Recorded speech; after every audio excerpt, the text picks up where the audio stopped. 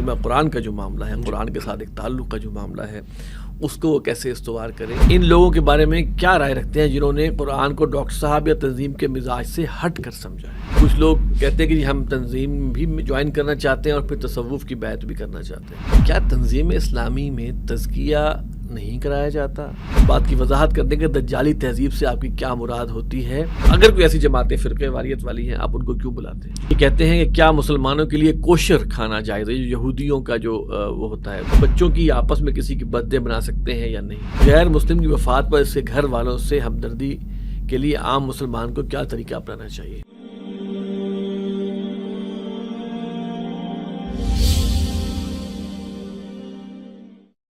نحمدہ ونصلی علی رسولہ الکریم۔ محترم ناظرین، السلام علیکم ورحمۃ اللہ وبرکاتہ۔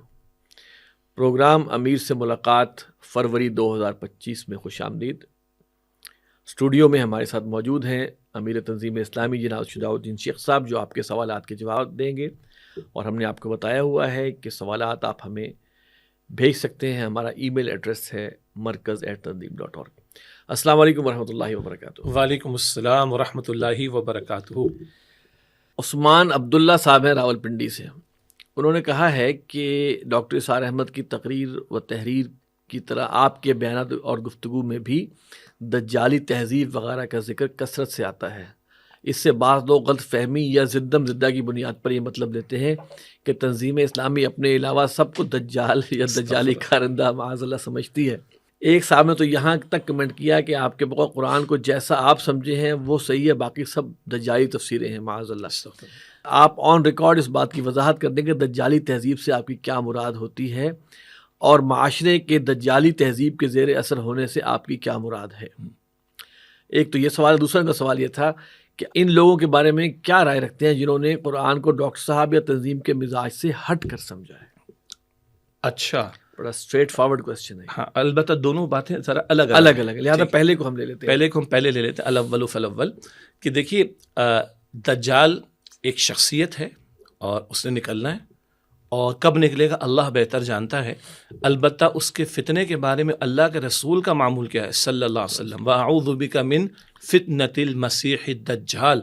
ہر فرض نماز کے بعد جو اذکار و دعائیں ہیں ان میں الفاظ شامل ہیں نا، یہ حضور کی دعا ہے علیہ السلام۔ 14 صدیوں سے زیادہ ہو گیا، ابھی تک دجال نکلا نہیں، لیکن 14 صدیوں پہلے سے اللہ کے رسول علیہ السلام متنبع کر رہے ہیں۔ تو اللہم انی اعوذ بک من فتنۃ المسیح الدجال، اللہ میں تیری پناہ میں آنا چاہتا ہوں المسیح الدجال کے فتنے سے۔ پھر حضور علیہ السلام ہمیں سورۃ الکہف کی تلاوت کی تلقین جمعے کے دن آپ فرما گئے۔ اچھا، تو دجال ایک تو شخصیت کا نام، اور دجل عربی زبان کا لفظ ہے۔ دجل دھوکے کو کہتے ہیں، فریب کو کہتے ہیں۔ اچھا، دنیا اپنی جگہ ایک دھوکہ ہے، قرآن پاک اس ایک اور معنی میں کہتا ہے وَمَا الْحَيَاةُ الدُّنْيَا إِلَّا مَتَاعُ الْغُرُورِ۔ 3 مرتبہ کم از کم الفاظ ہے قرآن کریم میں، یہ دنیا کی زندگی دھوکے کے سامان کے سوا کچھ بھی نہیں۔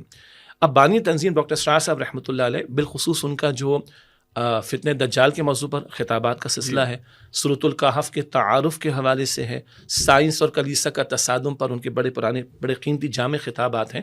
اگر ہمارے بھائی عثمان، ان کا نام ہے نا، عثمان عبداللہ جی، تو اگر وہ سماعت کر لیں انشاءاللہ تعالیٰ تو ایک تو کلیئرٹی ہو جائے گی کہ ہم دجال یا دجالی تہذیب جب کہتے ہیں اس کا کیا معنی ہوتا ہے۔ دوسری بات کیا ہے کہ بانی تنظیم کا بڑا زبردست انالیسس ہے جو کہ چھپا ہوا تو ہے اس کتابچے میں، جس کا نام ہے اسلام کی نشت ثانیوں کرنے کا اصل کام، کہ اس وقت ایک عالمی سطح پر ایک دجالی تہذیب غالب ہے، ایک ایسی تہذیب کی جس کی اٹھان وحی کے انکار پر ہے، اور 3 چیزوں کے مقابلے میں 3 چیزوں پر توجہ مرکوز ہو کر رہ گئی ہے۔ خدا نظر نہیں آ رہا معاذ اللہ، تو بحث سے باہر، لیکن کائنات نظر آ رہی، کائنات پر خوب ڈسکشن ہے۔ روح نظر نہیں آ رہی، بحث سے باہر۔ جسم نظر آ رہا ہے، جسم پر ساری توجہ ہے۔ آخرت کس نے دیکھی؟ مر کے واپس کون آیا؟ بحث سے باہر دنیا نظر آ رہی، موجود ہے۔ تو یہ ساری چیزیں، کائنات، جسم اور دنیا نظر آ رہی، اسی پر ساری توجہ ہے، اسی پر ساری محنت ہے، اور خالق کائنات اور روح اور آخرت یہ بحث سے باہر۔ تو یہ بھی بہت بڑا دجل ہے کہ جو نظر آ رہا ہے اسی کو سب کچھ سمجھا جائے۔ اچھا، ہمارا ایمان کہاں سے شروع ہوتا ہے؟ الذین یؤمنون بالغیب۔ ہم تو اس ظاہر کی نفی کی بنیاد پر اپنا ایمان کھڑا کرتے ہیں کہ جو نظر آ رہا ہے یہ اصل نہیں ہے، تو اس معنی میں ہم دجل کو بیان کرتے ہیں۔ پھر اسی دجل پر مبنی ایک دجالی تہذیب، جس کو ڈاکٹر صاحب فرماتے تھے رحمۃ اللہ علیہ، ایک آنکھ وہ کھلی ہوئی ہے مادی علوم والی، تو نتیجتاً کائنات پر غور و فکر ہے، ایکسپلور کیا جائے، دنیا پر غور و فکر ہے، عروج اور زوال کی بحثیں کی جائیں، جسم پر غور و فکر ہے، آرام بھی فراہم کیا جائے، خوب عیاشی کے سامان بھی، اور روح اور آخرت اور خالق کائنات بحث سے باہر۔ اب جب اس ایک آنکھ سے ہی سب کچھ دیکھا جا رہا ہے تو ساری تہذیب اسی کی بنیاد پر پروان چڑھے گی. اب جب لوگ تجزیے بھی کریں گے حالات پر تو اسی ایک آنکھ سے کریں گے. لوگ سیاسی امور پر تجزیہ کریں گے, معاشرتی معاملات پر تجزیہ کریں گے, فوائد پر تجزیہ کریں گے, نقصانات پر تجزیہ کریں گے, اسی ایک آنکھ کے انالیسس سے. اس کو ہم کہتے ہیں کہ یہ ایک دجالی تہذیب ہے جو آج مسلم معاشروں پر بھی غالب ہے. بہت سادہ سی مثال لے لیں, بچے کے ایگزامز میں نمبرز بڑے اچھے آ گئے. ارے بھائی میں نے جان لگائی بچے کے پیچھے, میں نے تو 6 دن کی چھٹی لے کے اس کو فائنلز کی تیاری کروائی, میں نے بہترین ٹیوشن سینٹر یا اکیڈمی میں اس کو میں نے انرول کروایا, بھاری بھاری فیسیں دی ہیں, دن رات ایک ہی ہے, مذاق نہیں ہے. He got a first position. اللہ کہاں گیا؟ کیا ہمارا یہ تجزیہ دجالی تہذیب کی اٹھان پر جو تہذیب کھڑی ہے یا دجالی فتنے کی بنیاد پر جو تہذیب کھڑی ہے اس کا ریپلیکا نہیں؟ بے خدا تہذیب. بے خدا تہذیب. ہاں اچھا, گھر سے فون آیا جی بڑا مسئلہ ہو گیا, بچے کا ایکسیڈنٹ, ارے تم فلاں ہاسپٹل لے کے پہنچو, بڑا زبردست ڈاکٹر ہے, ابھی میں فون کرواتا ہوں, ابھی اس کا علاج ہو جائے گا, سب کچھ ہو جائے گا. پہنچے, علاج ہو بھی گیا, دیکھا کیسا زبردست ڈاکٹر ہے. کہاں گیا الحمدللہ؟ کہاں گیا اللہ شافی؟ کہاں گیا کہ کسی کی کوئی طاقت اور قوت نہیں ہے؟ بحث سے باہر. تو یہ تو آج زبان زد عام جو ہمارے کامنٹس ہیں, I did this, yes we can. ہاں, آپ کا بڑا زبردست ایک جملہ تھا کہ ہم گھر میں گلاس ٹوٹ جائے تو ہمیں غصہ آتا ہے, اور اللہ کے احکامات گھر میں ٹوٹ رہے ہو تو ہم اس کا احساس مسئلہ ہی, کیونکہ اللہ ترجیحات میں نہیں, معاذ اللہ. تو اس کو ہم کہتے ہیں کہ یہ دجالی تہذیب کے اثرات ہیں, اور یہ ہمارا اس پر ٹیک ہے کہ ہم اس کی وضاحت فورم پہ کریں. اور اچھی بات ہے کہ انہوں نے کہا کہ بعض زدہ ایسا مسئلہ بیان کر دیتے ہیں کہ تنظیم اسلامی والے اپنے سوا دوسروں کو, استغفر اللہ معاذ اللہ. بھائی ہم تو خود محتاج ہیں کہ دعا کریں اللہ سے کہ وہ دجالی تہذیب کے فتنوں سے اور دجال بالفعل جو شخصیت ہے اس کے حملوں سے اللہ تعالیٰ ہم تو محتاج ہیں. چاہے جائے کہ دوسروں کے اوپر فتویٰ لگانے کی کوشش کریں معاذ اللہ. اس میں کیا مٹاریا سے نظام ایک ہے, نظام اگر کسی ملک میں کہیں پہ نافذ ہے تو یا تو وہ بے خدا ہے یا خدا والا ہے. بالکل ٹھیک ہے, تو جو بھی نظام بے خدا ہوگا ہم اس کو بلانٹلی کہیں گے نا کہ دجالی نظام ہے. ایگزیکٹلی. اچھا اس کو ایک اور انداز سے لے لیں. اللہ کے نزدیک پارٹیاں 2 ہیں, حزب اللہ ہے اور حزب اللہ ان ٹوٹیلٹی کو خاص اسپیسیفک ایریا کی کچھ اللہ کی پارٹی اور اللہ کی پارٹی, شیطان کی پارٹی. سورہ مجادلہ میں اللہ نے ڈیفائن کیا. تو نظام بھی 2 ہی ہوں گے دنیا میں. دنیا میں دعوتیں بھی 2 ہی ہیں, رحمان کی دعوت ہے یا شیطان کی دعوت ہے. تو نظام یا تو خدا والا ہوگا جیسے آپ نے فرمایا, یا بے خدا ہوگا. وہ بے خدا کو آپ شیطانی کہہ دیں, ابلیسی کہہ دیں, دجالی کہہ دیں, کافرانہ کہہ دیں, ظالمانہ کہہ دیں, مشرکان ہے, سارا کچھ یہی. وہ خدا والا نہیں ہے. تو یہ ہے ہمارا انالیسس اس کے تعلق سے. البتہ معاذ اللہ, اللہ اس شر سے ہمیں محفوظ رکھے کہ ہم کوئی تجزیہ کریں اور ہم یہ کہیں گے جی ہم محفوظ ہیں, باقی سارے اس فتنے میں مبتلا ہیں, یا ہم ہی حق پر ہیں, باقی سارے ناحق پر ہیں. اللہ اس فرقہ واریت کے تصور سے اور اس عجب سے, تکبر سے, غرور سے اللہ ہماری حفاظت فرمائے. دوسرا سوال تھا کہ ان لوگوں کے بارے میں آپ کیا رائے رکھتے ہیں جنہوں نے قرآن کو ڈاکٹر صاحب یا تنظیم کے مزاج سے ہٹ کر سمجھا؟ اب دیکھیں سوال ہی, اب دیکھیں یہ چیزیں جو ہے نا یہ لوگوں کے ذہن میں آتی ہیں, غلط فہمیاں ہیں. کسی نے کبھی کوئی بات اڑا دی اور پھر ذہن جیسے بھی آگے ہر ایک کو دجالی سمجھنا شروع کر دیا. تو یہ وہ عوام الناس کے ذہن میں یہ چیزیں ہیں تنظیم کے حوالے سے. جی, اب پہلی بات ہے کہ انہوں نے بھائی نے ڈیفائن کیا کہ جنہوں نے قرآن کو ڈاکٹر صاحب یہ تنظیم کے مزاج سے ہٹ کر سمجھا. تو پہلے تو ڈیفائن کر لیا جائے کہ ڈاکٹر اسرار صاحب اور تنظیم اسلامی کا مزاج کیا ہے. اقامت دین کی جدوجہد. اچھا, پہلی اصولی بات, ہماری انہی نشستوں میں اب تو شاید 2 سال سے اوپر غالباً ہو گیا ہے, تو ہم نے بالکل شروع میں سوالات آئے تھے کہ آپ لوگوں کے عقائد کیا ہیں. تو ہم نے کھل کر بتایا, ہم نے حوالہ جات دیے ہیں, ہماری ویب سائٹ پر FAQs موجود ہیں, تنظیم اسلامی کے عقائد کیا ہے وہ لکھے ہوئے موجود ہیں, وہ وہی ہیں جو اہل السنہ والجماعت کے عقائد ہیں. اچھا, فہم قرآن کے تعلق سے ڈاکٹر اسرار صاحب کیا فرماتے ہیں؟ قرآن حکیم نازل ہوا محمد مصطفیٰ کریم پر صلی اللہ علیہ وسلم, تو ہمیں تو ان کے قدموں میں پہنچنا ہوگا. پھر جو ہمارے علماء نے اور اسلاف نے فہم قرآن, یہ تفسیر قرآن کے اصول بتائے ہیں. جی, تفسیر القرآن بالقرآن, تفسیر القرآن بالحدیث. اول قرآن کی تفسیر قرآن پاک سے, نمبر 2 قرآن کی تفسیر حدیث سے, نمبر 3 صحابہ, پھر تابعین, تبع تابعین, جی, اور پھر امت کے اسلاف, پھر لغت عربی بھی. اچھا, جس کسی کو یہ سمجھنا ہو ہمارے فورم پر تو بانی تنظیم ڈاکٹر اسرار صاحب رحمۃ اللہ کا جو معروف بیان القرآن کے 108 گھنٹے ہیں نا, تو 108 میں سے 104 گھنٹے میں تو الحمد سے والناس سے پورے قرآن کا بیان ہے. 4 گھنٹے ابتدائی کیا ہیں, وہ اسی تعارف قرآن کے تعلق سے، واٹ از قرآن، قرآن از اے کلام آف اللہ، ورڈ آف اللہ، بہت سارے سوالات کے تحت انہوں نے ان چیزوں کو کھولا ہے. اور پھر یہ کہ قرآن سمجھنا ہے، بالخصوص عقائد کا معاملہ ہو، احکام کا معاملہ ہو، تو یہ کوئی نئی باتیں تھوڑی ہیں. عقائد تو پیچھے سے پیچھے جانا پڑے گا، احکام میں پیچھے سے پیچھے جانا پڑے گا، تا آ کے حضور کے قدموں میں پہنچ جائیں صلی اللہ علیہ وآلہ وسلم. پھر ایک اصول کیا ہے، خیر القرون قرنی ثم الذین یلونہم ثم الذین یلونہم، کہ میری امت میں سے بہترین حصہ کون سا؟ جو میرا خود اپنا حضور موجود ہے، پھر وہ جو میرے بعد، پھر وہ جو ان کے بعد. تو حضور کا دور، آپ کے ساتھ صحابہ، پھر تابعین، تبع تابعین. یہ سارے مباحث بھی ڈاکٹر صاحب نے بیان قرآن سے قبل، یعنی جو ترجمہ قرآن بیان کیا 1998 میں، اس سے پہلے 4 گھنٹوں میں ان کو واضح کیا ہے. ایک تو یہ کلیئرٹی رہے. اگلی بات، ایک بات اور ڈاکٹر صاحب نے کہی ہے، ہاں کچھ سائنسی حقائق ہو سکتے ہیں، کچھ تاریخی حقائق ہو سکتے ہیں. تو تاریخی حقائق تو کھل سکتے ہیں، آگے جا کر دیکھا جائے گا، ریلیٹ کیا جائے گا. سائنسی حقائق جو اسٹیبلشڈ سائنٹیفک فیکٹس ہیں، تھیوریز کی بات وہ نہیں کرتے، اس پر ہم غور و فکر کر سکتے ہیں. لیکن مجموعہ دین، عقائد اور احکام، ہم پیچھے سے پیچھے جائیں گے. اور ہاں، حالات کے بدلنے سے کوئی اجتہادی نوعیت کا معاملہ پیش آئے گا تو بھائی جو مجتہدانہ بصیرت رکھنے والے ہوں گے وہ فیصلہ کر دیں گے، اس کے مطابق ہمیں دین کا منشا معلوم ہو جائے گا. تو یہ ہے جو ہمارا ٹیک ہے فہم قرآن کے تعلق سے. معاذ اللہ یہ سمجھنا کہ ہم نہیں سمجھا کوئی اور نہیں، یہ بہت بڑی گمراہی ہوگی، یہ بہت بڑی فرقہ پرستی کا تصور ہوگا. ہاں، اب جو ایک پہلو آپ نے بیان فرمایا اقامت دین کی جد و جہد کے تعلق سے، تو اس کو بھی جان لیا جائے. پورے قرآن حکیم کو جب ہم دیکھیں گے تو کون سا علم نہیں جس کا ذکر قرآن پاک میں نہ ملے. یہ تو اللہ کے رسول فرمان علیہ السلام کے قیامت تک اس کے علم و حکمت کے خزانے کھلتے چلے جائیں گے. ہاں، تنظیم اسلامی کا ٹیک یہ ہے کہ اللہ کا دین مکمل ضابطہ حیات ہے اور یہ اپنا غلبہ چاہتا ہے. ہماری دینی ذمہ داریوں میں اکیلے اکیلے اللہ کا بندہ بننا شامل نہیں ہے، بلکہ اس سے آگے بڑھ کر اللہ کی بندگی کی دعوت دینا اور اللہ کی بندگی پر مبنی نظام کو قائم کرنے کی جد و جہد کرنا بھی شامل. یہ کام اکیلے نہیں ہو سکتے، اس کے لیے جماعتی زندگی ضروری، اینڈ سو آن. یہ جو مباحث ہم بیان کرتے ہیں، بٹ نیچرل بیان کرتے ہیں، جیسے بعض حضرات، اور یہ سیرت سے لیتے ہیں. اور میں عرض کرتا ہوں جیسے بعض حضرات کا مزاج ہوگا وہ فقہی مسائل کو بیان کرتے ہیں، تو بالکل صحیح ہے. احکام القرآن ابو بکر جساس رحمۃ اللہ علیہ کا وہ فقہی مسائل کے بیان کے اعتبار سے قرآن پاک کی ایک درجے میں کہنے کی تفسیر ہے، کوئی حرج کی بات نہیں. بعض کا مزاج ہوتا ہے، جیسے ایک صاحب نے تھیسس لکھا قرآن حکیم میں جن جن عورتوں کا تذکرہ آیا.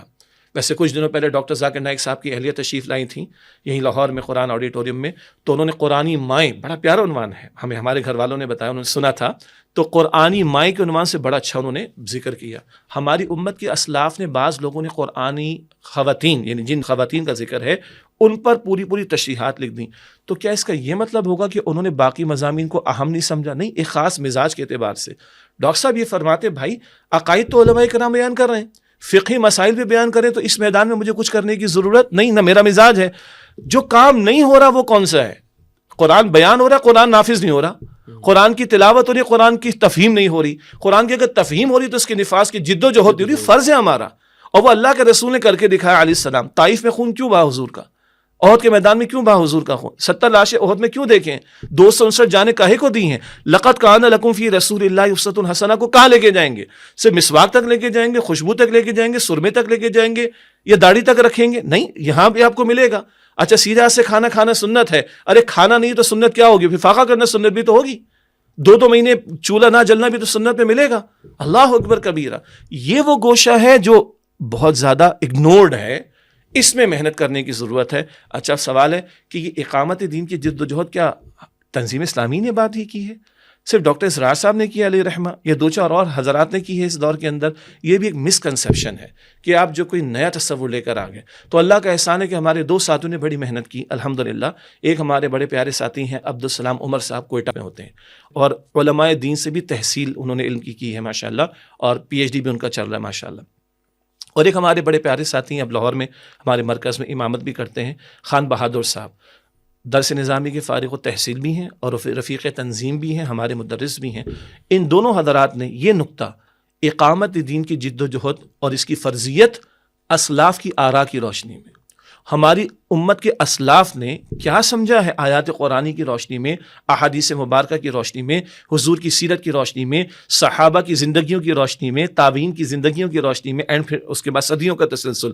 تو وہ تمام آراء جو تفاسیر کی روشنی میں، احادیث کی شروحات کی روشنی میں اور فقہا کی عبارات کی روشنی میں، اب یہ 2 کتابیں ہمارے مکتبوں پر دستیاب ہیں. تقریباً ایک جیسا عنوان ہے کہ اقامت دین کی فرضیت اور اسلاف کی آراء کی روشنی میں.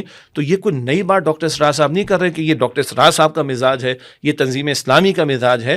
یہ تو امت میں تسلسل چلا آیا. اور اگر آپ مجھے اجازت دیں، ان عبارتوں میں یہ عبارات بھی موجود ہیں کہ اللہ کے دین کے غلبے کی جد و جہد، یا خلافت کے نظام کو قائم کرنے کی جد و جہد، یا نصب امام فقہا کی صلاح، قیام خلافت، یہ فرض ہے امت کے ذمے. اور اس سے آگے کے جملے بھی ان عبارات میں ہمیں اور آپ کو مل جاتے ہیں. فرق یہ صرف کر لیجئے کہ جس میدان میں فقہا نے کام کیا وہ ضرورت تھی، جس مقام میں احکام پر کام کیا فقہا نے وہ محنت کی ضرورت تھی، اور مزاجوں کے اعتبار سے لوگوں نے کام کیا. تو ان کے اس کام پر یہ نہیں کہے گا جناب یہ انہوں نے کوئی نیا فتنہ کھول دیا، نیا فرقہ کھول دیا. بھائی اس گوشے میں کام کیا. ڈاکٹر اسرار صاحب نے تنظیم اسلامی اگر قائم کی ہے تو اقامت دین کی جد و جہد والا گوشہ خالی پڑا تھا، اس کو انہوں نے دلائل سے ثابت کیا ہے اور کہا کہ اس میدان میں ہم کام کر رہے ہیں. کوئی ہم پر تنقید بھی کرنا چاہے تو ہمارے کام کو دیکھ کر کرے، ہمارے میدان کو دیکھ کر کرے. اس کو یہ قطعا نہیں کہا جا سکتا کہ تنظیم اسلامی کو فرقہ بن گئی معاذ اللہ، یہ ڈاکٹر اسرار صاحب نے معاذ اللہ کسی فرقے کی بنیاد ڈال دی. وہ 2 کتابچے اگر دیکھے جائیں تو اسلاف کی ساری آراء اس میں مل جائیں. اور یہ کتابچے ہماری ویب سائٹ پر بھی انشاءاللہ اپلوڈڈ ہمارے ناظرین کو مل جائیں گے. اور پھر آپ یہ دیکھیں کہ ڈاکٹر صاحب خود ریفر کرتے ہیں تفہیم القرآن سے، تدبر قرآن سے، تفسیر ابن کثیر سے، اور جو تفسیر عثمانی سے، ڈاکٹر صاحب نے ان سے استنباط کیا ہے، ان سے ریفر کیا ہے، ان کی طرف ریفر کرتے ہیں جی. اور وہ حوالہ جات ان کے بیان القرآن جو پبلشڈ ہے اس میں مل جائیں گے انشاءاللہ. اچھا جی، محمد مجاہد صاحب ہیں، انہوں نے کہا ہے کہ تنظیم اسلامی ڈاکٹر اسرار کے دور سے ہی ہمیشہ فرقے واریت کے خلاف رہی ہے اور آپ لوگوں نے ہمیشہ اس کے سدباب کی کوشش کی ہے، مگر کیا وجہ ہے کہ اپنے پروگراموں اور سیمیناروں میں ایسی تنظیموں کے اراکین کو بھی بلاتے ہیں جن کا اول و آخر مقصد صرف اپنے فرقے کو فروغ دینا، اسی کے نام پر انتخابات لڑنا، اسی کی نشر و اشاعت میں اپنا تن من دھن لگا دینا ہو؟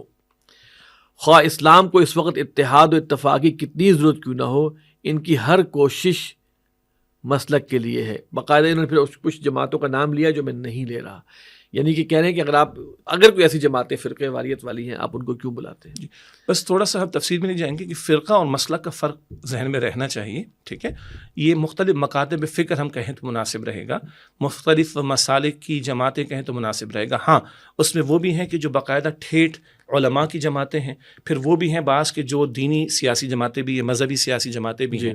تو ہمارے بھائی نے جو فرمایا کہ ہم اتحاد و اتفاق کی بات کرتے پھر اپنے سیمینارز میں کیوں بلاتے، تو جواب تو آپ کے پاس آدھا آ گیا. ہم اسی لیے تو بلا رہے ہیں کہ ہم اتحاد اور اتفاق کا مظاہرہ کرنے کی کوشش کریں، نمبر 1. نمبر 2، اچھا ہے کہ انہوں نے سیمینار سے غالباً لفظ سیمینار پروگراموں اور سیمینار ٹھیک ہو گیا، تو ہم پروگرامز کہہ لیں، سیمینارز کہہ لیں. ہمارا زمانہ گواہ کا پروگرام چلتا ہے، اس میں مختلف دانشور حضرات بھی آتے ہیں، علماء بھی آتے ہیں، اور مختلف دینی جماعتوں یا مذہبی جماعتوں کے لوگ بھی آتے ہیں. اگر ہم غور کریں، ہمارے بھائی کو ہم دعوت دیں گے کہ ان سیمینارز یا پروگرامز کی ٹائٹلز اگر وہ دیکھیں گے تو تمام انشاءاللہ تعالیٰ آپ کو اکثر وہی ملیں گے جو امت کے مشترکہ مسائل ہوں گے، جس میں کسی مکتب فکر کا کوئی اختلاف نہیں ملے گا. اور یہ رہنمائی تو ہمیں قرآن پاک سے ملتی ہے. سورہ آل عمران کی آیت نمبر 64 میں ہے نا، قل یا اہل الکتاب تعالوا الی کلمۃ سواء بیننا وبینکم الا نعبد الا اللہ، کہ اے نبی علیہ السلام فرما دیجئے اے اہل کتاب ایک ایسی بات کی طرف آؤ جو ہمارے تمہارے درمیان مشترک ہے، اللہ کے سوا کسی کی عبادت نہ کریں. نصارہ سے بات ہو رہی، وہ خدا کا بیٹا مانتے معاذ اللہ عیسیٰ علیہ السلام کو، یا خدا ہی مانتے معاذ اللہ، یا کچھ تین خداوند خدا مانتے، وہ بائبل کو اللہ کا کلام مانتے، ہم کہتے ہیں تبدیل شدہ ہے. جی وہ رسول اللہ کو نہیں مانتے صلی اللہ علیہ وسلم، وہ قرآن کو نہیں مانتے. قرآن کہہ رہے وہ اللہ کو مانتے ہیں. یہاں سے بات شروع کرو تو مشترکات پر کلام ہونا چاہیے. مشترکہ مثلاً ہم آپ سرچ کریں کہ انسداد سود کے تعلق سے جو بھی کوششیں ہوئی ہیں تنظیم اسلامی نے بھی کی اور اجتماعیتوں نے بھی کی، بالخصوص جماعت اسلامی نے بھی. تو جو وفاقی شرعی عدالت مقدمے کا لڑنے کا معاملہ تھا، جماعت اسلامی بھی ان کے وکلا بھی ہوتے تھے اور سابق عامل جماعت اسلامی کی سراج الحق صاحب بھی تشریف لاتے تھے کورٹ میں بھی 2 مرتبہ گیا, تنظیم اسلامی نے بھی اس کو فائٹ کیا. یہ مشترکہ معاملہ ہے نا. اسی طریقے پر اگر کسی طور پر آپ کہیں کہ جی اقامت دین کی بات آ جائے, نظام خلافت کی بات آ جائے, ہماری اقدار کو دجالی تہذیب کے اثرات کی بات آ جائے, تو یہ ہمارے ٹائٹل اگر ہمارے بھائی دیکھیں گے تو ہم نے اپنے فورمز پر تو امت کے مشترکہ امور پر کلام کیا, اور اس میں یہ بھی ایک اصول سامنے رہنا چاہیے کہ تعاون علی البر والتقوی ولا تعاون علی الاثم والعدوان, کی نیکی اور تقوی کے کاموں میں ایک دوسرے کے ساتھ تعاون کرو اور گناہ و زیادتی کے کاموں میں ایک دوسرے کے ساتھ تعاون نہ کرو. اور اگر ہم صرف سولو فلائٹ کی بات کریں اور کبھی کسی سے کوئی رابطہ نہ رکھیں, کبھی اپنے فورمز پر دوسروں کو نہ بلائیں یا دوسروں کے بلانے پر ان کے فورمز پر نہ جائیں, تو لوگ پھر کہیں گے آپ تو فرقہ بن گئے, آپ تو اتحاد کی باتیں نہیں کرتے. تو اتحاد کی ہم بات کرتے ہیں کریں گے, اتفاق کی بات ہم کرتے ہیں کریں گے, اور حتی الامکان جیسے آپ نے بہت اچھا کیا, ناظرین نے اپریشیٹ کیا ہوگا, آپ نے سوال رکھ دیا, آپ نے جماعتوں کے نام نہیں لیے نا, آبجیکٹیولی بات ہو جائے, سبجیکٹیولی بات کو چھوڑ دی جائے, تو اصولوں پر بات کریں, مشترکات پر بات کریں جس میں کسی کا اختلاف نہیں پایا جاتا ہے. اور ڈاکٹر صاحب کی رائے تھی رحمۃ اللہ علیہ, ہم جو انتخابی سیاست میں نہیں جاتے اس کے دلائل ہمارے پاس ہیں, البتہ ہم تحریک کے راستے کے قائل ہیں. جب بھی ہوگا, جب تحریک برپا ہوگی کسی متفق علیہ منکر کے خاتمے کے لیے ہم کھڑے ہوں گے انشاءاللہ تعالی. یہ ایک پرسپیکٹو ہے اس کا. تو متفق علیہ کا مطلب یہ کہ ایسی بڑی برائی منکر کے خلاف ہم کھڑے ہوں جس پر تمام مکاتب فکر کا اتفاق ہو. اور آج اگر ہم رابطہ رکھیں گے, ان کے یہاں جائیں گے, ان کو ہم اپنے یہاں بلائیں گے, اپنے فورمز پر ان کو بلائیں گے اور مشترکات پر کلام کریں گے, ذہن سازی ہوگی, تو کل اگر کسی تحریک کے اٹھنے کا معاملہ ہوگا تو کوئی لوگوں کا بھی ذہن بنا ہوگا اور مشترکات پر ہی تحریک اٹھائی جا سکتی ہے. سب لوگ 100% ایک دماغ کے ہو جائیں, یہ امپاسبل سی بات ہے. اچھا, جب کچھ سوال وہ ہیں جو فقہی نوعیت کے, اگرچہ ہم ریکویسٹ کرتے ہیں کہ فقہی نوعیت کے سوالات نہ بھیجیں, لیکن اس کا بس مختصر سا جواب چاہیے ہوگا.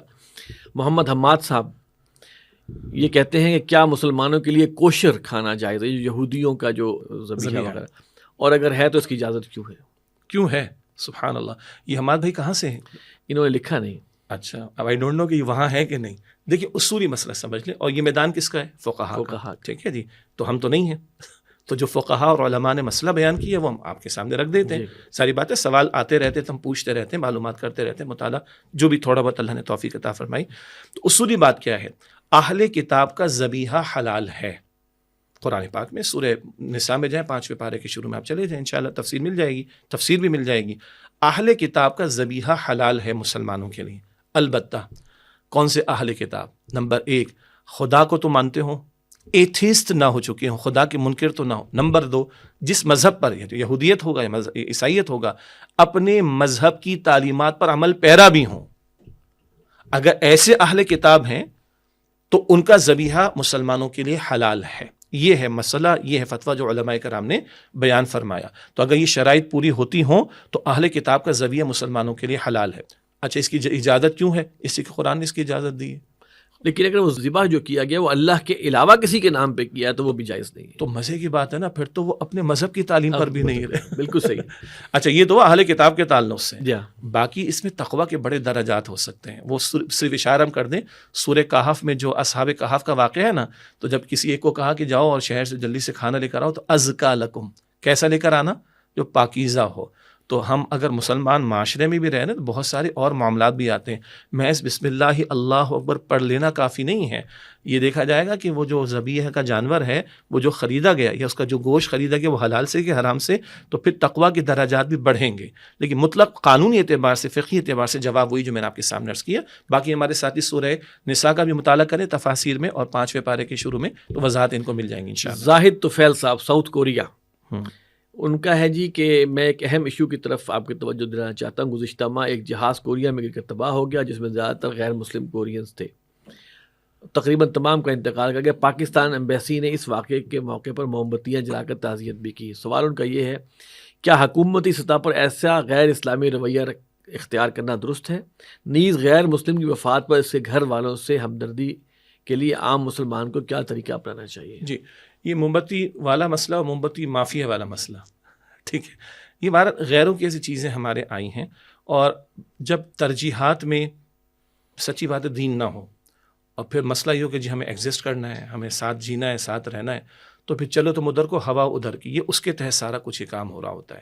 تو اس پہ کو ہم فتوے کا انداز سے اختیار نہ کریں, لیکن غیروں سے آئی ہوئی چیزوں کو ہمیں اختیار نہیں کرنا چاہیے, چاہے وہ کوریا میں ہو چاہے وہ پاکستان میں ہو. اور یہ بڑی کثرت سے کام ہو رہا ہے, اور بعض لوگوں نے اس کے لیے کوئی دلائل بھی پیش کرنے کی کوشش کی ہے جس کو علماء نے ریفیوٹ کی ہے۔ ہاں، جو غیر مسلم انتقال کر جاتے ہیں، اب میرے لفظ پہ شاید چونکیں گے ہمارے ناظرین، کیا ان سے تعزیت کی جا سکتی ہے؟ تعزیت کی جا سکتی ہے، اور بعض روایات کی روشنی میں علماء نے الفاظ بھی معین کیے ہیں، جس کا حاصل یہ ہے کہ اللہ آپ کو بہتر نعم البدل عطا فرمائے، اور اگلا جملہ بڑا پیارا ہے، اللہ آپ کی اصلاح فرما دے۔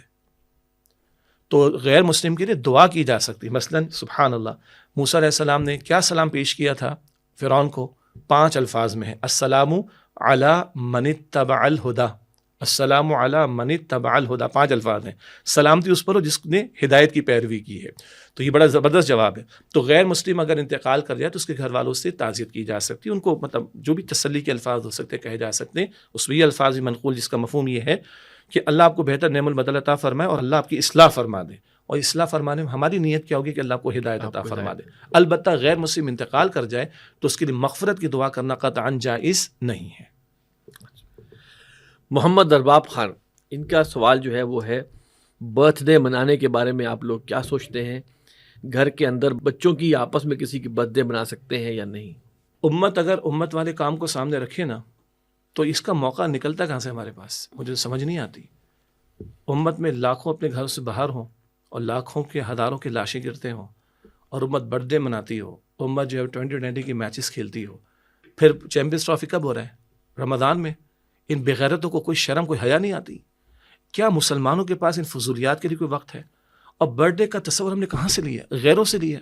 باقی گھر والوں کے ساتھ کھائے پیے، کس نے مسئلہ منع کیا؟ لیکن 1 سال کے انتظار میں بیٹھنا، ایک سال مکمل ہو گیا، 1 سال کم ہو گیا زندگی سے، میں اپنی موت سے اور قریب ہو گیا، میرے بچے موت سے قریب ہو گئے، بھائی اس کی فکر کرے۔ تو ہم اس کے قطعاً قائل نہیں ہیں، علماء بھی فقہی اعتبار سے بھی اس کو منع فرماتے ہیں، آیا غیروں کی طرف سے، گو کہ اس کو کوئی دین کا پارٹ سمجھ کے نہیں مناتا تو بدعت والا اصول تو نہیں رکھتا اس کے اوپر، لیکن فضول ہے، غیروں کی طرف سے آیا ہوا ہے۔ اور امت بڑے کام کے لیے پیدا کی گئی، جب بڑے کام ہمارے سامنے ہوتے ہیں نا، پھر تو بندے فاقے کے لیے بھی تیار ہوتے ہیں، پھر بندے وَيُؤْثِرُونَ عَلَىٰ أَنفُسِهِمْ وَلَوْ كَانَ بِهِمْ خصاصہ کے لیے تیار ہوتے ہیں، کہ اپنے اوپر دوسروں کو ترجیح دیتے ہیں، چاہے جائے کہ فضولیات کے اندر اپنے وقت کو اور اپنے پیسے کو برباد کرنے کی کوشش کی جائے۔ محمد موسیٰ صاحب ہیں، ان کا سوال یہ ہے کہ اگر کوئی شخص تنظیم اسلامی جوائن کرتا ہے تو کسی اور مذہبی جماعت مثلا تبلیغی جماعت وغیرہ کے ساتھ بھی کام کر سکتا ہے؟ اچھا، اسی میں ایڈ ہو جاتا ہے تصوف کا بھی، کہ کچھ لوگ کہتے ہیں کہ ہم تنظیم بھی جوائن کرنا چاہتے ہیں اور پھر تصوف کی بیعت بھی کرنا چاہتے ہیں، تو اس دونوں کو اگر آپ ایڈریس کر لیں۔ 2-3 پہلو ہیں۔ دیکھیں، اصولی بات ہے کہ جب ایک دینی اجتماعیت میں ایک بندہ شامل ہو گیا تو اسے کوشش یہ کرنی چاہیے کہ وہ فل فلیج مکمل اعتبار سے اس دینی اجتماعیت کے نظم کے تحت اپنی جان کو، مال کو، اوقات کو، صلاحیتوں کو لگانے کی کوشش کرے۔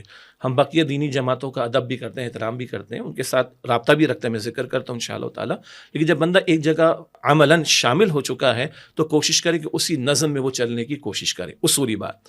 ضمناً کیا ہے، تبلیغ جماعت کے ساتھ ہی تعلیم کے حلقے ہوتے ہیں، کوئی حرج کی بات نہیں۔ میرے محلے کی مسجد میں اگر کسی نماز کے بعد تعلیم کا حلقہ ہوتا ہے، تبلیغی نصاب کے تحت تعلیم دی جاتی، تو کچھ دیر اگر میں بیٹھ کر سن لیتا ہوں تو کوئی حرج کی بات نہیں، تنظیم منع نہیں کرے گی اس چیز کو، کوئی حرج کی بات نہیں۔ اسی طریقے پر اگر مسجد میں کوئی تبلیغی جماعت کی جماعتیں آتی رہتی ہیں اور کسی کے ساتھ بیٹھ کے کوئی گفتگو کر لے، اس کا اکرام کر لے، کوئی مسئلہ نہیں ہے۔ ہاں، ہم یہ کہیں کہ وہ مثلا تنظیم اسلامی میں شخص شامل ہو گیا ہے اور تنظیم اسلامی کا تقاضا ہے کہ جمعرات کے دن فلاں اجتماع میں آپ کو آنا ہے، یا جمعے کے دن فلاں اجتماع میں آپ کو پہنچنا ہے، اور اسی وقت اس کے محلے کے مسجد میں تبلیغی جماعت کے ساتھی آئے ہوئے ہیں اور کہتے ہیں جی آپ ہمارے ساتھ گشت پر بھی چلیں، آپ ہمارے ساتھ فلاں مقام پر بھی چلیں، تو یہاں ہم کہیں گے نہیں بھائی، اب آپ ایک نظم میں شامل ہیں تو وہ فرض ہے آپ کے ذمہ، اس معنی میں کہ آپ نے وہاں پر بیعت کر کے اپنے آپ کو پریزنٹ کر دیا، تو وہ جو تقاضے تنظیم میں شمولیت کے ہیں یا وہاں سے جو تقاضے مستقل ہیں وہ اپنی جگہ اوپر رہیں گے۔ ضمناً کوئی کسی مقام پر جاتا ہے، کسی سے ملاقات ہو جاتی ہے، کسی جگہ تعلیم میں بیٹھ جاتا ہے، قطعاً کوئی مسئلہ نہیں ہے۔ اسی طرح آپ نے تصوف کے حلقوں کا سوال کیا، یعنی ایک وہ بیعت ارشاد کا تصور ہے نا، امت میں بیعت کا تصور تو موجود ہے اور ہم نے کئی مرتبہ اس پروگرام میں بھی اس کی تفصیلات بیان کی، تو بعض وہ ہمارے جو تصوف کے سلسلے ہیں جس کے تحت ایک فرد کسی صاحب علم کے ساتھ اپنے آپ کو جوڑتا ہے اپنی ذاتی اصلاح کے لیے، تو اگر کوئی پہلے سے کسی تصوف کے حلقے میں جڑا ہوا ہے اور بیعت ارشاد جسے کہا جاتا ہے اسے کر رکھی ہے تو ہم اس کو منع نہیں کرتے، وہ اپنی اس بیعت کو برقرار رکھ سکتا ہے، اور اس کے کوئی شیخ ہیں، کوئی عالم اس کے ساتھ ہیں جو اس کو کچھ وظائف پڑھنے کو بتاتے ہیں, کچھ اعمال کرنے کو بتاتے ہیں, کوئی مسئلہ نہیں. فرق کیا آئے گا جب اس ساتھی نے تنظیم اسلامی میں شمولیت اختیار کر لی اور تنظیم اسلامی سے بیعت کر لی, جو کہ بیعت جہاد ہے, بارہا ہم نے اس کی وضاحت کی ہے. تو اب فرق یہ آ جائے گا کہ اگر کسی وقت ایسا معاملہ آ جائے کہ جہاں اس نے بیعت ارشاد کی ہے, وہ شیخ یا عالم یا اس کے جو سرپرست ہیں وہ اس کو بلا رہے ہیں جمعرات کے دن آپ نے رات کو عشاء کے بعد ادھر آنا ہے, اور اسی وقت تنظیم کا اجتماع بھی ہے, تو ہم یہ تقاضا کرتے ہیں کہ تنظیم کی بیعت آپ کی فائق بیعت ہے. کس معنی میں؟ بیعت ارشاد کا معاملہ فرد کی اصلاح تک محدود ہے, جبکہ بیعت جہاد میں فرد بھی ہے, اس کا گھر بھی ہے, اس کا معاشرہ بھی ہے, اور نظام کے بدلنے کی جد و جہد بھی, تاکہ دین غالب ہو تو وہ بالتر رہے گی. تو اگر کہیں یہ کوئنسائڈ ہو جاتا ہے کہ وہ جو بیعت ارشاد والا تقاضا ہے وہ جمعرات کی عشاء کے بعد آ گیا, اور تنظیم کا بھی تقاضا ہے جمعرات کو عشاء کے بعد کا, تو وہاں ہمارا تقاضا یہ ہوتا ہے کہ وہ تنظیم والے پروگرام میں شرکت کرے, اجتماع میں شرکت کرے, ادھر معذرت کر لے. اور اگر برعکس کوئی معاملہ ہو تو وہ اپنے ذمہ دار سے اجازت کچھ لے لے گا, یا کوئی اور مسئلہ پیش آتا ہے. اچھا, اجازت سے مراد کیا ہے؟ کسی کے گھر میں بیماری کا معاملہ بھی تو آ سکتا ہے, کسی کی آفس میں لیٹ ہونے کا معاملہ بھی تو آ سکتا ہے, کسی کے والدین کی طبیعت کی ناسازی کی وجہ سے ہاسپٹل میں رکنے کا معاملہ. تو ایسے جینوئن کیسز کے اندر معذرتوں کی گنجائش موجود ہوتی ہے. حاصل کلام تنظیم میں رفیق شامل ہو گیا, جو شامل ہو جاتا ہے اس کو ہم رفیق تنظیم کہتے ہیں, تو تنظیم کا تقاضا بالاتر رہے گا. کہیں اور انگیجمنٹ تو خاص طور پر تصوف والی ہے, وہ تقاضے پورے کر سکتا ہے. اگر وہ ٹکراؤ کا معاملہ آئے گا, کوئنسائڈ کا معاملہ آئے گا, دونوں ایک ہی وقت میں آنے کا معاملہ آئے گا, تو تنظیم کے بیعت کا تقاضا اس کو فائق رکھنا پڑے گا. ہم اس کے بیعت ارشاد کو نل نہیں کرتے, وائڈ نہیں کرتے, ختم نہیں کرتے. اچھا, ایک بڑا ٹرکی کویسچن اس میں سے نکلا, وہ یہ ہے کہ کیا تنظیم اسلامی میں تزکیہ نہیں کرایا جاتا؟ کیا وہ تصوف کی کوئی رنگ تنظیم اسلامی میں نظر نہیں آتا؟ کوئی کمی ایسی ہے؟ رفیق تنظیم چاہے گا کہ میں تزکیہ کروں, تو کیا صرف تزکیہ کرنے کے لیے اس کو پیر طریقت کے ہاتھ میں بیعت ہونا ہوگا؟ یہ ایک بڑا بہت اچھا سوال ہے, اور اسی سے یوں کہی کہ میرے سوال میں جواب میں اگر ایک کمی رہ گئی تو پوری ہو جائے گی. میں نے عرض کیا, اگر تو کسی نے پہلے بیعت ارشاد کر رکھی ہے اور اب وہ تنظیم اسلامی میں شامل ہونا چاہتا ہے, موسٹ ویلکم, شامل ہو اور ادھر رہے وہ, لیکن تنظیم کا تقاضا بالاتر رہے گا. اب اگلی بات ہے اور انٹرسٹنگ ہے, تنظیم اسلامی میں کوئی شامل ہو گیا, کوئی بھی, اور رفیق تنظیم میں بیعت اس نے کر لی, اب وہ کہتے ہیں اب میں تصوف کی بیعت کرنا چاہتا ہوں, اس کی اجازت نہیں. اچھا, ہاں, اسی میں آپ کے سوال کا جواب ہے. بھائی کیا مطلب؟ تنظیم اسلامی کہتی ہے ہماری دعوت قرآن کی بنیاد پر ہے, ہمارا منہج انقلاب نبی محمد مصطفیٰ علیہ السلام کے اسوہ کی روشنی میں ہے, تو کیا قرآن پاک میں تزکیے کا تذکرہ نہیں ملتا؟ تصوف ایک اصطلاح ہے, اس پر حقیقت تصوف کے عنوان سے بانی تنظیم رحمۃ اللہ علیہ کا خطاب بھی موجود ہے, کتابچے کی شکل میں بھی, ویڈیو کی شکل میں بھی, جس میں مطلق تصوف کی اصطلاح پر بھی مباحث موجود ہیں. میں اس بحث میں نہیں جا رہا, لیکن قرآن پاک کی اصطلاح ہے تزکیہ. یتلو علیہم آیات و یزکیہم, اللہ کے رسول علیہ السلام کے بارے میں 4 مرتبہ یہ ذکر آیا کہ حضور تزکیہ بھی فرماتے ہیں صلی اللہ علیہ وسلم. پھر ایک بڑی قیمتی اصطلاح حدیث جبرائیل میں, معروف حدیث مبارک ام السنہ جسے کہا گیا, جس میں جبرائیل علیہ السلام جو ہے وہ انسانی شکل میں آئے اور کچھ سوالات انہوں نے کی. اس میں احسان کے بارے میں بھی سوال. احسان ہمارے ناظرین کو معلوم ہے, اللہم اعنی علی ذکری کا و شکری کا و حسنی عبادت, عبادت میں حسن کا آنا. تو اگر تصوف کا حاصل یہ ہے کہ میرا باطن پاک ہو جائے, میرا باطن صاف ہو جائے, اس کے اندر سے گندگیاں بیماریاں نکل جائیں, اس میں للہیت پیدا ہو جائے, اس میں فکر آخرت پیدا ہو جائے, اس میں محبت الہی ٹاپ آف دا لسٹ آ جائے, محبت رسول ٹاپ آف دا لسٹ آ جائے صلی اللہ علیہ وسلم, اخلاص میرے باطن میں آ جائے, میرے اعمال میں حسن پیدا ہو جائے, میرے اعمال میں اللہ ہی مقصود و مطلوب بن جائے, میرے اعمال میں سنت رسول کا رنگ آنا شروع ہو جائے. اگر تصوف کے یہ مقاصد ہیں تو یہی تو تزکیے کا حاصل ہے, یہی تو احسان کا حاصل ہے. کیا اب اگر تنظیم میں شخص شامل ہو گیا تو اس کے لیے کوئی اس کی باطن کی اصلاح کا امکان نہیں ہوگا, اس کے اعمال کی اصلاح کا امکان نہیں ہوگا؟ کیوں نہیں ہوگا بھائی؟ ہماری تعلیم میں پہلا نقطہ کیا ہے؟ ہمارا مقصود ہے اللہ کی رضا, اور ہمارا مقصود ہے آخرت کی کامیابی. اللہ راضی ہو جائے, آخرت کی کامیابی مل جائے, تو چاہے دنیا میں بظاہر ناکام ہو جائے کوئی مسئلہ, ہم جیت جائیں گے. اور دنیا میں بظاہر کامیابی مل جائے, اب عبداللہ بن ابی کے سامنے دین تو غالب ہو گیا تھا, مگر عبداللہ بن ابی نے اپنا پارٹ پلے نہیں کیا, وہ ناکام ہو گیا آخرت کے اعتبار سے. یہ ہمارے پہلا سبق ہے. میرا مقصود کیا ہے؟ ایک فرد جو تنظیم میں شامل ہو, اس کا اولین مقصود ہے کہ اللہ راضی ہو جائے اور آخرت کی کامیابی اس کو میسر آ جائے. اسی کے لیے تو سارا کھکیڑ ملک ہے. یہ اجتماعیت کہیں کے لیے ہے کہ میں اللہ کو جو راضی کرنا چاہتا ہوں تو مجھے میرے دینی فرائض ادا کرنے, ہیں اور ان دینی فرائض کو میں اکیلے ادا نہیں کر سکتا تو مجھے اجتماعیت میں آنا ہے. اب وہ اجتماعیت تزکیے کا بھی اہتمام کرے گی. اب اس کی تو پوری تفصیل ہے, وہ قرآن کے ذریعے سے, وہ رسول اللہ علیہ السلام کی احادیث کے ذریعے سے, وہ باطنی بیماریوں کے حوالے سے توجہ دلانے کا معاملہ, ادیہ معصورہ کا معاملہ ہے, باطن کی بیماری تکبر ہے, حسد ہے, حب مال ہے, حب جاہ ہے, بغض ہے, عداوت ہے, اینڈ سو آن. کیا قرآن اس کا ذکر نہیں کرتا؟ کیا رسول اللہ علیہ السلام اس کے تعلق سے ہمیں تعلیمات نہیں عطا فرمائی؟ تو بٹ نیچرل اگر ایک شخص تنظیم میں شامل ہوا تو لا محالہ تزکیے کا موقع بھی ملے گا اور وہ حسن پیدا کرنے کا موقع بھی ملے گا. ہاں, ہمیں اپنی کوتاہیوں کا اعتراف کرنا چاہیے.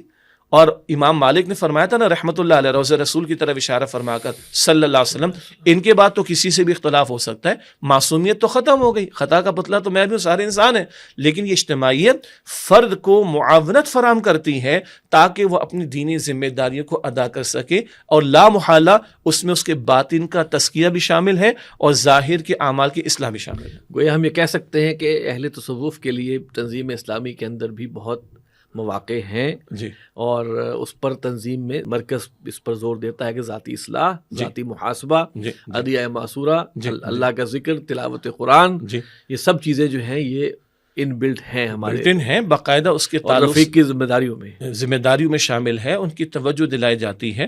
سابق امین تنظیم عاقل سعید صاحب نے ان پہلوؤں کے اعتبار سے بڑی کوشش کی, اللہ ان کو جزائے خیر عطا فرمائے, صحت کاملہ بھی عطا فرمائے. اس کے نتیجے میں ہمارے ایک ٹرمینالوجی ہم نے استعمال کی ہے, ہم اس کو احسان اسلام کہتے ہیں. اسلام جو تزکیے اور پاکیزگی اور اصلاح کی باتیں کرتا ہے اس کے لیے خوبصورت اصطلاح احسان کی ہے, تو اس کو ہم نے احسان اسلام ٹائٹل دیا. اس کے تحت ایک چھوٹا سا آپ کہیں کہ ایویلویشن فارم ہمارے چلتے ہیں نا, تو میں بھی فل کرتا ہوں, میرے ساتھی میرے رفقا بھی فل کرتے ہیں, اور اس میں یہاں تک لکھا ہوتا ہے فرض عبادات کے بارے میں, نوافل کے بارے میں, باطنی امور کی اصلاح کے تعلق سے, قرآن پاک کی تلاوت کے تعلق سے, ادیہ معصورہ مسنون دعاؤں کے اہتمام کے تعلق سے.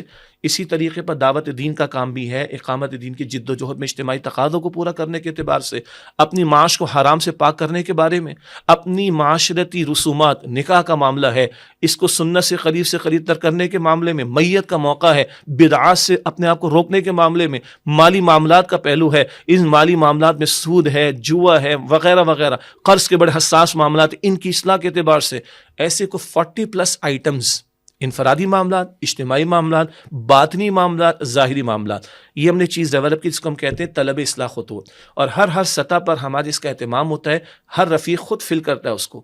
میں نے چند مفتیان کرام اور علماء کرام سے اس کو شیئر کیا, کراچی میں, پشاور میں, لاہور میں, اسلام آباد میں. تو پہلے تو ان کو حیرت ہوئی کہ اتنا آپ اس کی کوشش کرتے ہیں. ہم نے کہا سر یہ نہ کریں, اللہ ہی نہ ملے ہمیں, آخرت کی کامیابی نہ ملے, کھو جائیں کسی نعرے بازی کے اندر, تو ہاتھ پلے کیا پڑے گا آخرت میں. تو انہوں نے نہ صرف یہ کہ اپریشیٹ کیا, اور 1-2 دینی سیاسی جماعتوں کے حضرات نے وہ ہم سے لیا بھی ہے, اور اپنے ہاں وہ ڈسکشن کر کے اس کو یوٹیلائز کرنے کی کوشش کریں گے. یہ بھی میں نے آپ کو جو اللہ کی توفیق سے کوشش ہم کر رہے ہیں نا, یہ اس کا ہارڈلی 5% ہے جس کا میں نے اشارتاً ذکر کیا ہے. تو یہ ہمارے یہاں موجود ہے, جو آپ نے فرمایا نا کہ اہل تصوف بھی اگر ہوں, یعنی جن کا رخ ذرا وہ باطنی پہلو اور تعلق مع اللہ کے والے سے نسبتاً زیادہ ہے, وہ بابا ہم کوئی دور نہیں اس چیز سے. ہمارا تو پہلا جملہ ہے کہ اللہ مجھ سے راضی ہو جائے اور آخرت میں مجھے کامیابی مل جائے, یہ میری زندگی کا مقصود ہے. دین غالب ہوتا ہے کہ نہیں ہوتا, ہے اللہ کا اختیار ہے. ہاں, میں نے تو اپنا پارٹ پلے کرنا, لیکن پارٹ پلے کرتے پیش نظر کیا کہ میرا اللہ راضی ہو جائے. تو اللہ کو راضی کرنے کے میرا باطن بھی صاف کرنا ضروری, اخلاص نیت, میرے ظاہر کے معاملات کو بھی درست کرنا ضروری, کتاب و سنت کے تابع ہونا. اگر تصوف اس شے کا نام ہے تو یہ ہم کر رہے ہیں, اگر تزکیہ اس شے کا نام ہے تو ہم کوشش کر رہے ہیں, اگر احسان اس شے کا نام ہے تو ہم اس کی کوشش کر رہے ہیں. اور اس سے آگے کیا بتائیں. اچھا, اس میں ایک ایلیمنٹ جو ہے نا, جو میں اللہ کا شکر ادا کرتے ہوئے بتانا چاہتا ہوں, وہ یہ ہے کہ صرف اپنی ذات کی حد تک نہیں, بلکہ اولین جو دائرہ کار ہے اس میں گھر والے آ رہے ہیں. جی, یہ اس کے حوالے سے بھی آپ تھوڑا سا بتائیں. جی, اور یہ اولین جو دائرہ کار ہے یہ خود اللہ تعالیٰ خود معین فرما رہا ہے. سورہ تحریم کے آیت نمبر 6 منتخب صاحب کے درس میں بھی باقاعدہ شامل اور مستقل رہنمائی. سورہ تحریم کے آیت نمبر 6 میں ہے کہ یا ایھا الذین آمنوا قوا انفسکم واہلیکم نارا, اے ایمان والو اپنے آپ کو اور اپنے گھر والوں کو جہنم کی آگ سے بچاؤ. لوگ کہتے ہیں بڑے سنسیئر اپنے گھر والوں کے ساتھ, کیا میں اپنے آپ کو اور اپنے گھر والوں کو جہنم کی آگ سے بچانے کے بارے میں سنسیئر ہوں؟ شدید گرمی میں ان کے لیے ٹھنڈے پانی کے لیے ریفریجریٹر بھی لگا دیتا ہوں, اور اگر لائٹ کا پرابلم ہے تو میں جنریٹر بھی لگا دیتا ہوں, میں اے سی بھی لگا دیتا ہوں, نہ جانے کیا کچھ کر لیتا ہوں. ان کو میں قبر کے عذاب اور جہنم کی آگ سے بچانے کے بارے میں اگر کچھ نہیں کر رہا تو کوئی میری سنسیئرٹی اپنے گھر والوں کے ساتھ نہیں. سیدھی سی بات, اللہ کا حکم, اپنے آپ کو اپنے گھر والوں کو جہنم کی آگ سے بچاؤ. اب یہاں ہمارے ناظرین کی دلچسپی کے لیے ایک ہمارے ٹرمینالوجی ہم استعمال کرتے ہیں اسرا. تنظیم میں جو لوگ شامل ہوتے ہیں جن کو ہم رفقائے تنظیم کہتے ہیں, کسی ایک اسپیسیفک ایریا میں ہوں گے. لاہور ہے تو علامہ اقبال ٹاؤن میں رہنے والے ہوں گے, کراچی ہے تو مثلاً فیڈرل ایریا میں رہنے والے ہوں گے, اسلام آباد ہے تو G8 میں رہنے والے ہوں گے. مثال کے طور پر ایک ایریا کے لوگوں کو ہم جوڑتے ہیں تنظیم کے نظم کے مطابق, اس کو ہم کہتے ہیں اسرا. اسرا عربی میں کہتے ہیں خاندان کو.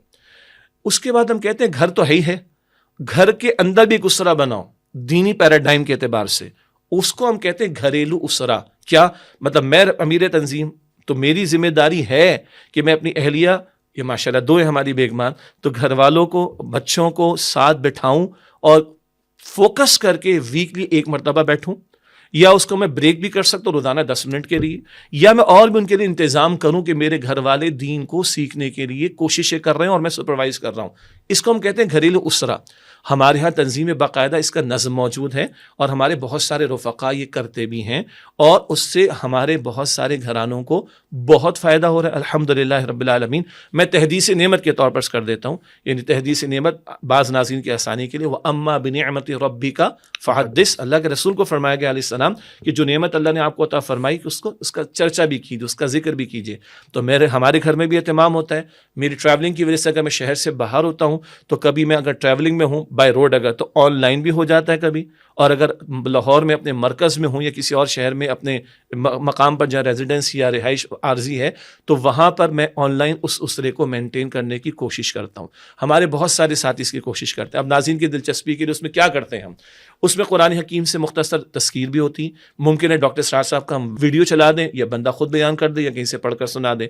اس میں احادیث کا مختصر بیان بھی ہوتا ہے, اس میں سیرت کا مختصر بیان بھی ہوتا ہے.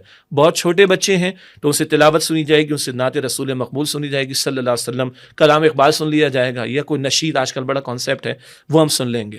اگر نسبتاً بڑے بیٹے اور بیٹیاں ہیں تو وہ لٹریچر کا مطالعہ ہو جائے گا, کچھ کتب کا مطالعہ ہو جائے گا, پھر ڈسکشن ہو جائے گا. اور یہ کبھی گھنٹے کا, کبھی پونے گھنٹے کا, کبھی 1 گھنٹے کا پروگرام, یہ مسٹ ہے کرنا. کم سے کم ہمارے وہ رفقائے تنظیم کے جو شادی شدہ ہیں, اور ایک ٹرمینالوجی ہمارے سینئرس کے لیے استعمال ہوتی ہے جس کو ہم ملتزم کہتے ہیں, یہ اپنے گھر والوں کے لیے. اور اگر میں پوری سچی سی بات, میں ساری دنیا میں دین کی باتیں کر رہا ہوں اور گھر والوں کو بائی پاس کر رہا ہوں, گھر والوں کو محروم کر رہا ہوں, میں ظلم کر رہا ہوں اپنے آپ کے ساتھ بھی کہ اپنی اصل ذمہ داری, اول ذمہ داری ادا نہیں کر رہا, اور میں پوری دنیا کو خیر پہنچانے کے اندر لگا ہوا ہوں. اور جو میرے اپنے ہیں جن کی ذمہ داری مجھ پر زیادہ, وہ اصول ہے نا, مسئولیت ہے. کلکم راعین وکلکم مسئول عن رعیتہ, ہر ایک تم میں سے راعی ہے, نگہبان اس کی رعیت میں جو لوگ ہوں گے ان کے بارے میں مجھ سے سوال کیا جائے گا. تو یہ وہ ہے جو کانسیپٹ ہمارے یہاں چلتا ہے گھر والوں کی بھی اصلاح کے اعتبار سے, اور یہ اس کو ہم گھریلو اسرا کہتے ہیں. باقاعدہ اس کا ایک فارمیٹ بنا ہوا ہے, 1 درجن سے زیادہ چھوٹے چھوٹے کتاب جس میں ریکمینڈڈ موجود ہیں, اور بڑے مشورے کے بعد یہ چیز ہم نے فائنل کی الحمدللہ کہ بیچ میں سے بات نکلی تو یہ چیزیں بھی کلیئر ہوئی. تو محمد موسیٰ صاحب سے میں یہ کہنا چاہتا ہوں کہ جب آپ تنظیم جوائن کریں گے تو اس کے جو تقاضے ہیں وہ اتنے ہیں کہ آپ انشاءاللہ تعالیٰ اس میں تصوف بھی پائیں گے, اس میں تبلیغی جماعت والا ایلیمنٹ بھی پائیں گے, دعوتی, اور ہر لحاظ سے انشاءاللہ تعالیٰ آپ کو وہ پلیٹ فارم اور وہ مواقع انشاءاللہ میسر آئیں گے. لیکن جب ہم پورے دین کی بات کرتے ہیں نا تو یہ اصل میں مزاج ہیں, اور مزاج میں ایک طرف کا ہو جانا یہ مناسب نہیں ہے. لیکن سب کام دین سے متعلق ہیں. باطن کی اصلاح بھی دین کا تقاضا, اعمال کی اصلاح بھی دین کا تقاضا, دعوت دین بھی دین کا تقاضا, گھر والوں کی فکر کرنا بھی دین کا تقاضا. اسی لیے جماعت کا نام ہے تنظیم اسلامی. تو اسلام ایز اے ہول, تو اس میں سارے رنگ آلریڈی موجود ہیں, اس کو ہمیں جمع کرنے کی کوشش کریں. جزاک اللہ, بہت شکریہ جی. ہمارا وقت ختم ہو گیا اور سوالات بھی کچھ 1-2 اور رہ گئے ہوئے تھے, لیکن تبلیغی جماعت وغیرہ کے حوالے سے سوالات تھے جو ہم نے آلریڈی ان کے اس میں ہم نے کچھ ایڈریس کر بھی لیا ہے. محترم ناظرین, یہ تھا ہمارا پروگرام امیر سے ملاقات فروری سن 2025. آپ سے پھر درخواست ہے کہ اگر آپ اپنے سوالات ہمیں بھیجنا چاہتے ہیں تو ہمارا ای میل ایڈریس ہے markaz@tanzeem.org. اپنے سوالات آپ ہمیں وہاں بھیجیں, اپنا نام اور اپنا شہر جہاں پہ آپ رہتے ہیں وہ ضرور لکھیں, اور درخواست یہ ہے کہ فقہی سوالات نہ پوچھیں. باقی جس طرح کے سوالات آپ گلوبلی یا ملکی حالات اور تنظیم کے حوالے سے اور بھی جو سوالات آپ کے ذہن میں ہیں وہ آپ پوچھ سکتے ہیں. تو انشاءاللہ تعالی ہم کوشش کریں گے کہ ان کے جوابات امیر تنظیم سے لے کے آپ کو دیں. اگلے پروگرام تک کے لیے اجازت دیجیے. السلام علیکم ورحمۃ اللہ وبرکاتہ.